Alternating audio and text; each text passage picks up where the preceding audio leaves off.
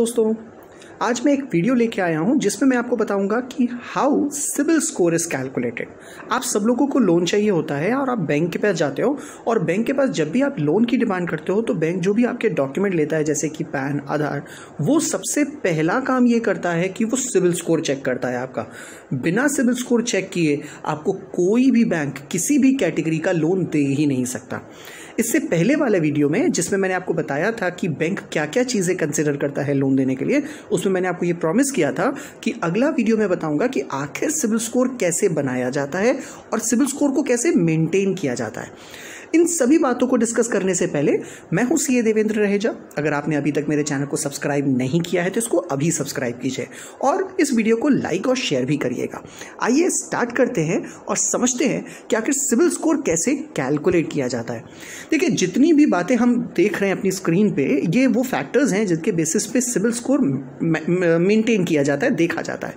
लेकिन उससे पहले मैं आपको एक बहुत छोटी सी जानकारी दे दूं कि सिबिल स्कोर की जो रेंज होती है वो अप्रॉक्सीमेटली 300 से 900 के बीच में होती है, यानी कि 300 पॉइंट से लेकर के 900 पॉइंट के बीच में होती है। जिसकी सबसे ज़्यादा होती है यानी कि 900 से जितनी क्लोजेस्ट होगी उतनी ज़्यादा आपकी क्रेडिटेबिलिटी स्ट्रांग होगी। और आपकी ये जो टोटल 900 का स्कोर दिया जाता है ये किस बेसिस पे दिया जाता है? सबसे पहला होता है पास्ट परफॉर्मेंस, यानी कि आपने पहले अगर कोई क्रेडिट लिया था तो उसको किस तरीके से डील किया था, उन चीज़ों को कंसिडर करते हुए जो भी आपको स्कोर दिया जाता है वो टोटल 900 में 30% पोर्शन का होता है।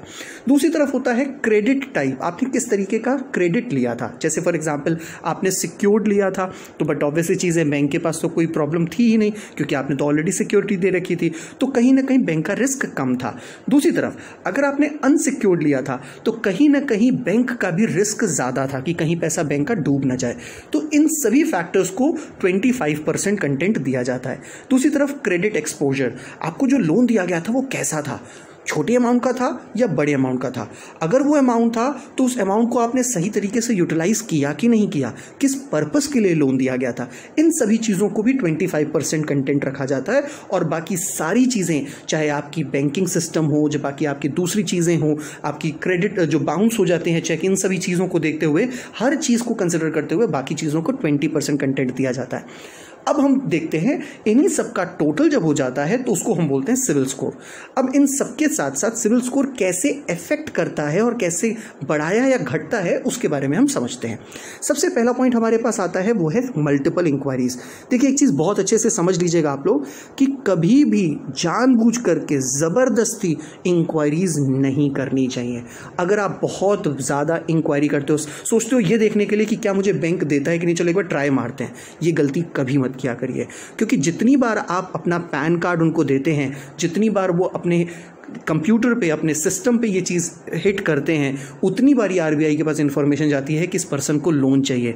और एक बार अगर आपने डाल दिया, फिर दोबारा आपने डाल दिया, तीसरी बार आपने डाल दिया या मल्टीपल आपने बार बार डाल दिया, जब कभी जेन्युइनली आपको लोन की ज़रूरत होगी तो देखा जाएगा अरे ये क्या, इन्होंने तो 10 बार अप्लाई किया है, क्या बात है, कोई प्रॉब्लम है क्या जो इनको लोन सेक्शन नहीं हुआ, तो आपके ऊपर क्वेश्चन मार्क लग जाएगा। जबकि आप तो ट्राई करने गए थे लेकिन रिजल्ट क्या हुआ, आपको लोन नहीं मिला। तो कभी भी झूठ मूठ की इंक्वायरी नहीं करनी चाहिए।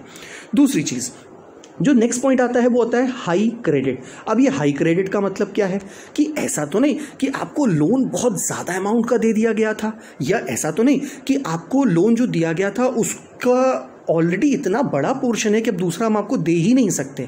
अब रिजल्ट ये है कि जैसे आपको याद होकर मैंने पिछले वीडियो में बनाया था, अगर आप लोगों ने मेरा पिछला वीडियो नहीं देखा है तो मैं डिस्क्रिप्शन में उसका एक लिंक दे दे रहा हूँ।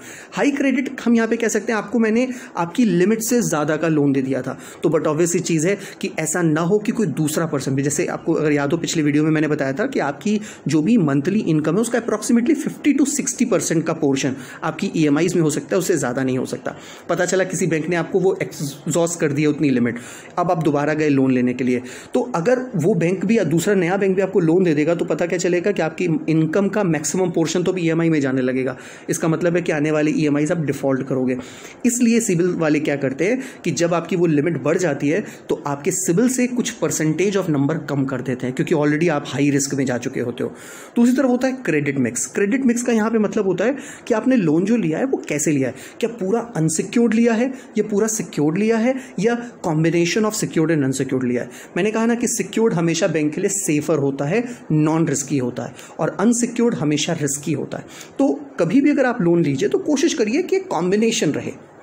कॉम्बिनेशन रहने पर बैंक की रिस्क कम हो जाती है और आपके सिविल स्कोर को भी वो थोड़ा मेंटेन रखता है, वो बहुत ज़्यादा रिस्की में आपको नहीं डाल देता है। नेक्स्ट बात आती है पेमेंट्स की, यानी कि जो भी आप पेमेंट्स कर रहे हो वो टाइमली कर रहे हो कि नहीं कर रहे हो। ऐसा तो नहीं कि उनको डिफ़ॉल्ट कर रहे हो, ऐसा तो नहीं कि आप उसमें कई तरीके के, मतलब हुआ क्या कि एक लोन लिया आपने, अब आप EMI नहीं पे कर रहे हो तो उसको रीपे करने के लिए आपने दोबारा लोन ले लिया, फिर दूसरे को रीपे करने के लिए आपने दोबारा लोन ले लिया। ये चीज़ें अगर आप फॉलो कर रहे हो तो कहीं ना कहीं आपका इसके सिविल स्कोर में इसका इफेक्ट आ रहा है। ये सारी बातें सुनने के बाद अब एक क्वेश्चन मेरे दिमाग में आता है, how to increase your CIBIL score. ये बात तो मैं पहले ही बता चुका हूँ। मैंने क्या बताया था? मैंने कहा था कि ऊपर की चारों चीज़ों को कम कर दीजिए, आपका सिविल स्कोर अपने आप मेंटेन हो जाएगा।